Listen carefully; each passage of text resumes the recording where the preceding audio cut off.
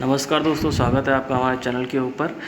ये इस चैनल का पहला वीडियो है। यहाँ पे हम सीजीएल के नोट्स पढ़ेंगे और उसमें पहली सीरीज़ में हम पढ़ रहे हैं ज्योग्राफी का पहला चैप्टर है यूनिवर्स। तो शुरुआत करते हैं। आप मेरी हैंडराइटिंग थोड़ी सी ख़राब है तो प्लीज़ बियर विद इट। मैं बोलता भी जाऊँगा, आप सुनते रहिएगा, अपने नोट्स बनाते रहिएगा। तो इस तरह से हम इसको पढ़ भी लेंगे, जिन्होंने पढ़ा हुआ है वो रिवाइज़ कर लें। तो स्टार्ट करते हैं यूनिवर्स। अगर क्वेश्चन आता है हमारे कि इस यूनिवर्स के अंदर सबसे ज़्यादा अबंडेंट कौन सा एलिमेंट है, तो 98% हाइड्रोजन इस यूनिवर्स के अंदर अबंडेंट हमें मिलती है। तो कहाँ मिलती है? ज़्यादातर ये स्टार्स के अंदर मिलती है। अपने सन का ही एग्जांपल ले लेते हैं। हमारा सन भी एक स्टार है जहाँ पे 2000 डिग्री सेल्सियस के ऊपर न्यूक्लियर फ्यूजन रिएक्शन होती है। फ्यूजन मतलब दो हाइड्रोजन एटम फ्यूज़ होकर एक हीलियम बनाते हैं, हीलियम एटम बनाते हैं और प्रोड्यूस करते हैं एनर्जी। इस तरह स्टार हमारा एनर्जी प्रोड्यूस करता है। स्टार किस तरह से ख़त्म हो सकता है? जैसे हमारा सन का एग्जांपल लेते हैं। हमारा सन अगर फ्यूचर में मान लें कि ख़त्म हो जाएगा तो किस तरह से ख़त्म होगा? उसके दो तरीके होते हैं ख़त्म होने के।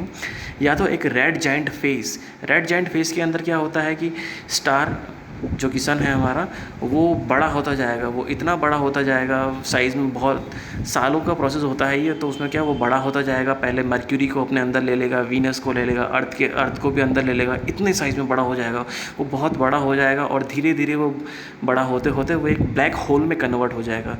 वहाँ पर वो स्टार ख़त्म हो जाएगा। या फिर दूसरा मेथड है कि वो श्रिंक होता जाएगा, स्मॉल, वो अपने अंदर सिकुड़ता हुआ जाएगा और एक उसकी पूरी एनर्जी ख़त्म हो जाएगी और आखिरी में वो बचेगा एक वाइट ड्वार्फ। जो आखिरी में बचता है उसे कहते हैं वाइट ड्वार्फ, जिसके अंदर वो बिल्कुल भी एनर्जी रेडिएट नहीं करता है। इस तरह से सन दो तरीक़ों से ख़त्म हो सकता है। अब बात करते हैं स्पेस क्या होता है?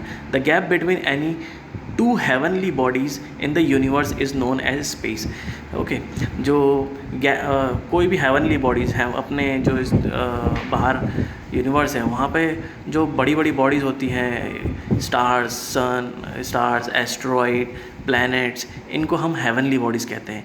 इन कोई भी दो हेवनली बॉडीज़ के बीच का जो स्पेस होता है, जो गैप होता है, उसे ही हम स्पेस कहते हैं। ठीक है, तो वो स्पेस हो गया। आगे चलते हैं आउटर स्पेस क्या होता है? आउटर स्पेस क्या है दोस्तों? एक रिलेटिव टर्म है। The part of the space which come under the gravitational pull of any heavenly body is known as the outer space. Outer space आप जनरली ये मत मान लीजिएगा कि अपन अर्थ के बाहर गए और जो भी है वो सब आउटर स्पेस है।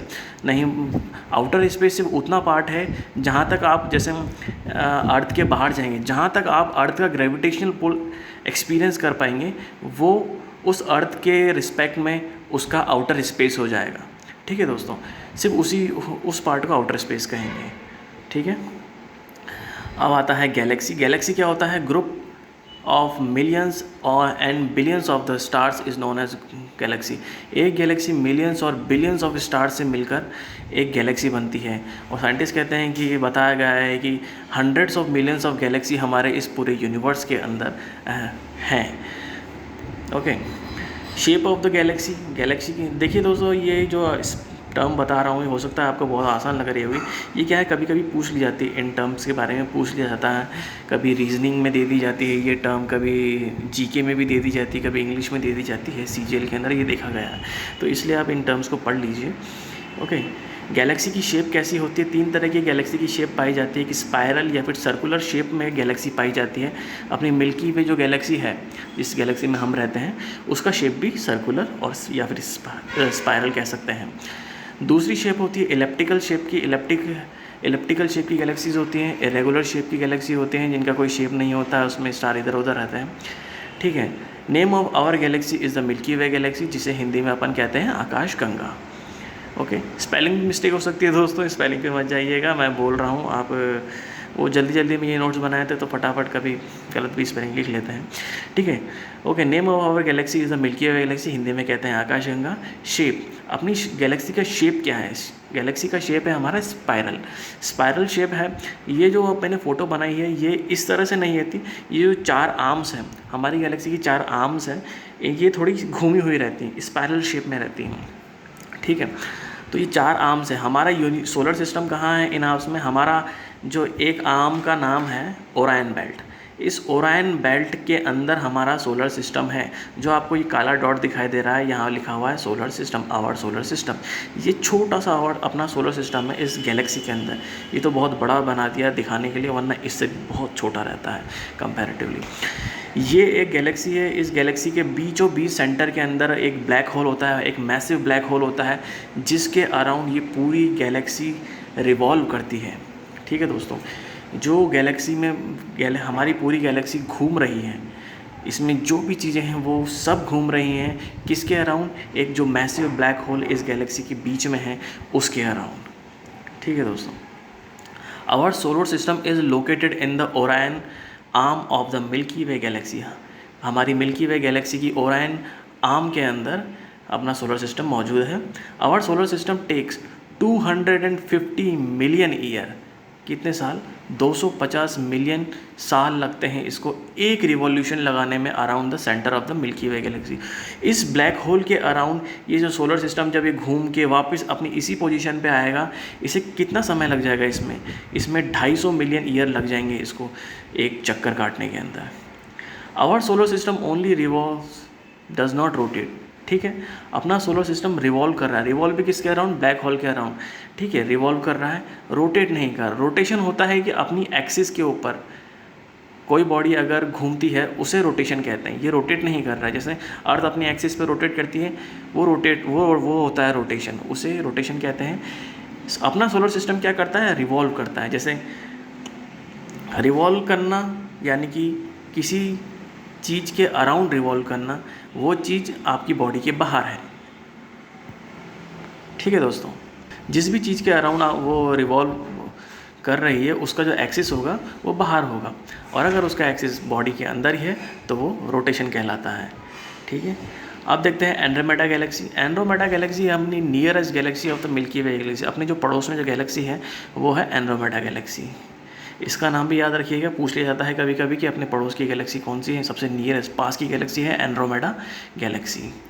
अ group of galaxy is known as the local group. एक 32 गैलेक्सी का ग्रुप होता है, उसे हम लोकल ग्रुप कहते हैं। Milky Way and Andromeda galaxy are the member of this group. जो लोकल ग्रुप है, अपनी जो 32 गैलेक्सी का साइंटिस्ट ने 32 गैलेक्सी का एक ग्रुप बनाया हुआ, उसे वो कहते हैं लोकल ग्रुप। और अपनी जो एंड्रोमेडा और मिल्की वे गैलेक्सी है वो भी उस लोकल ग्रुप का पार्ट है। ठीक है दोस्तों, सोलर सिस्टम के अंदर अपन आते हैं, देख लेते हैं क्या है। सबसे सेंटर में हमारे सोलर सिस्टम में रहता है सन। सोलर सिस्टम के सेंटर में सन है। सन के पास में सबसे पहला प्लेनेट है मर्क्यूरी। दूसरा प्लेनेट पड़ता है वीनस। तीसरे नंबर पे हमारा प्लेनेट अर्थ पड़ता है। चौथे नंबर पे मार्स। बीच में जो ये सीरिस लिखा है, सीरिस एक बहुत ही छोटा ड्वार्फ प्लैनेट है। ये इसे कहेंगे ड्वार्फ प्लैनेट। प्लैनेट और ड्वार्फ प्लैनेट होने की अलग अलग डेफिनेशन होती है। ये प्लैनेट नहीं कहा जाता क्योंकि इसका साइज़ बहुत ही छोटा है, इसलिए इसे प्लैनेट नहीं किया जाता। इसे ड्वार्फ प्लैनेट कहते हैं, जो कि मार्स के पास है, सीरिस। ओके, इसके बाद आता है जुपिटर। और मार्स और जुपिटर के बीच में एक एस्ट्रॉयड बेल्ट होती है। एस्ट्रॉयड बेल्ट क्या होती है? एस्ट्रॉयड बेल्ट्स होती है बहुत सारे एस्ट्रॉयड्स। एस्ट्रॉयड यानी कि छोटे छोटे, मतलब छोटी साइज़ की जो पत्थर खूब सारे, वो एक बेल्ट में, सर्कुलर बेल्ट में घूम रहे हैं सन के चारों तरफ। जैसे अपने मार्स, अर्थ, सारे प्लैनेट घूम रहे हैं, वैसे ही ये बेल्ट में ये सारे पत्थर भी घूम रहे हैं। ठीक है दोस्तों, इस बेल्ट के बाद आता है जुपिटर जो कि सबसे बड़ा प्लैनेट है अपने सोलर सिस्टम का। उसके बाद आता है सैटर्न, फिर यूरेनस, फिर नेपच्यून। तो ये 8 प्लैनेट हैं। पहले प्लूटो को भी अपने एक प्लैनेट में काउंट किया जाता था। पहले 9 प्लैनेट हुआ करते थे प्लूटो को, फिर अब निकाल दिया। प्लूटो क्या है कि बहुत साइज़ में छोटा है। इसका एक पर्टिकुलर मतलब ये अपनी ऑर्बिट में कंटिन्यूसली रिवॉल्व नहीं करता है सन के अराउंड, इसलिए इसे बाहर निकाल दिया गया है। फिर ड्वार्फ प्लैनेट में इरिस भी आता है, मेकमेक आता है। ठीक है, ये ड्वार्फ प्लैनेट हैं जो प्लूटो, इरिस और मेकमेक, इन्हें कहते हैं ड्वार्फ प्लैनेट। अब इसे क्यों निकाल दिया गया है? क्योंकि देखो, प्लैनेट होने की कंडीशंस होती है। कंडीशंस क्या होनी चाहिए? Planet should be revolve around the sun continuously sun के अराउंड रिवॉल्व करना चाहिए। They have a fix orbit and they are the bigger in the size, वो साइज़ में बड़े होने चाहिए। लेकिन जो ये ड्वार्फ प्लैनेट है इन कंडीशंस को फॉलो नहीं करते हैं। क्यों फॉलो नहीं करते? जैसे है ना, आगे बताते हैं। नेचुरल सैटेलाइट्स क्या होती हैं? The heavenly bodies which revolve around the planet and cut their orbit are known as the natural satellite. Natural satellites क्या मतलब इसमें लिखा हुआ है कि हेवनली बॉडी, एग्जांपल लेके बता देता हूँ। अर्थ के आसपास नेचुरल सैटेलाइट अपनी कौन सी है, एक ही है, जिसे हम मून कहते हैं। मून, तो इसमें जो डेफिनेशन में लिखा हुआ है वो कंडीशन है कि जो नेचुरल सैटेलाइट्स प्लैनेट के अराउंड रिवॉल्व करनी चाहिए, और जो जिस प्लैनेट के अराउंड रिवॉल्व कर रही है उसका ऑर्बिट को कट करना चाहिए, तभी वो नेचुरल सैटेलाइट कहलाएगी।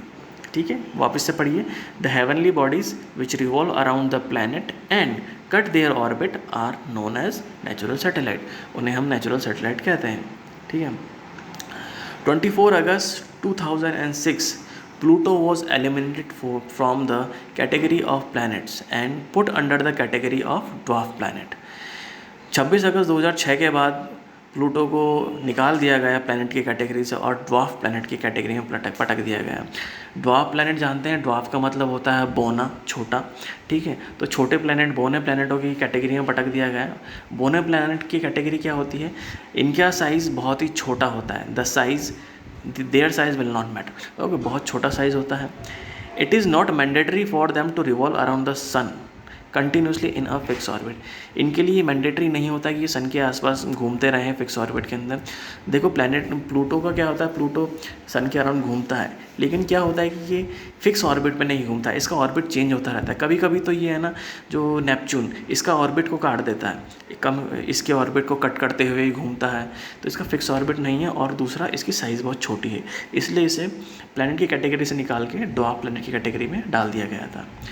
ड्वार्फ प्लैनेट देखेंगे, 5 ड्वार्फ प्लैनेट हैं। बौने प्लैनेट हमारे पास 5 हैं। सीरस, जो कि मार्स के पास में मिलेगा आपको, प्लूटो, एरिस, मेकमेक, और ये आखिरी में लिखा है हुमिया, शायद मैं प्रोनाउंस गलत कर रहा हूँ इसे, ह्यूमिया इस प्लैनेट का नाम है। प्लूटोइड्स क्या होते हैं, dwarf planet which will look like a Pluto और found near the Pluto are called as a dwarf planet. Pluto के जैसे ही दिखाई देते हैं और प्लूटो के आसपास ही मिलते हैं। अब देखो, ऊपर जो 5 थे ना, इसमें से सीरीज को छोड़ के बाकी चारों प्लूटोइड्स में काउंट होते हैं। ठीक है, क्योंकि ये प्लूटो के आसपास हैं और ड्वार्फ प्लैनेट भी हैं। आगे बात करते हैं नेचुरल सैटेलाइट्स की। अपनी मर्क्यूरी के पास एक भी सैटेलाइट नहीं है। वीनस के पास एक भी सैटेलाइट नहीं है। अर्थ के पास एक सैटेलाइट है। मार्स की 2 सैटेलाइट है। जुपिटर के पास सबसे ज़्यादा 67 सैटेलाइट्स हैं। Saturn 60 satellite, Uranus 23 satellites, Neptune की 16 सैटेलाइट्स। जो आखिरी के 3 हैं, इनकी सैटेलाइट्स कंफर्म नहीं है की गई हैं अभी। और जो जुपिटर है, इसकी 67 सैटेलाइट्स शायद अभी कुछ बढ़ गई हैं और भी डिस्कवर हुई हैं सैटेलाइट। ये डाटा शायद फिक्स नहीं है, लेकिन आप इतना ध्यान रखिए कि जुपिटर की सबसे ज़्यादा सैटेलाइट्स होती है अपने सोलर सिस्टम के अंदर। ठीक है, कुछ फैक्ट्स हैं सोलर सिस्टम के, वो जान लेते हैं। ओके, बिगेस्ट, सबसे बड़ा प्लैनेट हमारे पास है जुपिटर। सबसे छोटा प्लैनेट हमारे सोलर सिस्टम का है मर्क्यूरी। सन के सबसे पास वाला प्लैनेट है मर्क्यूरी। सबसे दूर वाला प्लैनेट है नेपच्यून। सबसे नियरेस्ट टू द अर्थ के पास में, देखो अर्थ के आजू बाजू में 2 प्लैनेट हैं, वीनस और मार्स, लेकिन नियरेस्ट टू द अर्थ कौन सा प्लैनेट है, Venus. Brightest after the sun, सबसे brightest after the sun, Sirius सबसे ज़्यादा ब्राइटेस्ट है। Planet with the maximum satellite Jupiter है। कोल्डेस्ट प्लैनेट, सबसे ठंडा, नेपच्यून है। सबसे गर्म, हॉटेस्ट, वीनस है। देखिए, वीनस 2nd नंबर का प्लैनेट है, 1st नंबर का है मर्क्यूरी, फिर भी वो हॉटेस्ट नहीं है। क्यों हॉटेस्ट नहीं है, आप कमेंट्स में जवाब दीजिएगा। वीनस ही क्यों हॉटेस्ट प्लैनेट कहा जाता है। हैवीएस्ट प्लैनेट है जुपिटर, जो कि सबसे बड़ा भी है। रेड प्लैनेट कहा जाता है मार्स को, लाल प्लैनेट। बिगेस्ट सैटेलाइट का नाम है गैनीमेड हमारे सोलर सिस्टम में बिगेस्ट सैटेलाइट है। स्मॉलेस्ट सैटेलाइट है डीमोस। ब्लू प्लैनेट कहा जाता है अर्थ को, नीला planet. Morning star, evening star किसे कहा जाता है, वीनस को, क्योंकि ये अर्थ से देखा जा सकता है सुबह और शाम के टाइम में। ग्रीन प्लैनेट कहा जाता है नेपच्यून को, planet with a big red spot Jupiter को कहा जाता है। जुपिटर को अगर यहाँ से देखेंगे तो आपको दिखाई देगा कि ऑफ कोर्स टेलीस्कोप के थ्रू देखेंगे तो या फिर फ़ोटोज़ में देखेंगे तो वो उस पे फ़ोटोज़ में आपको देखा जाएगा कि एक रेड स्पॉट पड़ा हुआ है। वो रेड स्पॉट क्या है, जुपिटर पे चल रहा एक बहुत ही बड़ा तूफ़ान है। वो तूफ़ान कई सालों से चल रहा है, उसे रेड स्पॉट की तरह दिखाई देता है जुपिटर के ऊपर। वो बहुत ही ओके, इसलिए planet with a big red spot कहा जाता है जुपिटर को। Okay, lord of the heavens वो भी जुपिटर को कहा जाता है। ग्रेटेस्ट ड्यूरनल टेम्परेचर कौन सा प्लैनेट का होता है, ये कट गया है, जो कि मर्क्यूरी का होता है। Okay, ratio of the gravitational pull of moon and earth, moon और अर्थ के ग्रेविटेशनल पुल का रेशियो होता है 1:6। ठीक है, 1:6 रेशियो होता है मून और ग्रेविटेशन। ये आप 11th-12th में अगर आपने फिजिक्स पढ़ी होगी उसमें पढ़ा होगा कि जो अर्थ का ग्रेविटेशनल पुल है, अर्थ का जो एक्सेलरेशन ड्यू टू ग्रेविटी भी है, वो मून के ग्रेविटेशन पुल का 6 टाइम होता है। सॉरी, अर्थ का 6 टाइम होता है compare to moon. Part of moon not visible to the earth 41% of the moon part is not visible to the earth. Okay, revolution period of moon की का revolution period है 27 days 7 hours 43 minutes 11.47 seconds। Okay, rotation period भी same है। Highest mountain on moon 35,000 feet की mountain है। Time taken by the moon light to reach the earth 1.3 seconds। Okay, ठीक है दोस्तों, इस वीडियो के अंदर इतना ही रखते हैं। आगे प्लैनेट्स की डिटेल जानेंगे अगले वीडियो के अंदर। मिलते हैं अगले वीडियो में। धन्यवाद।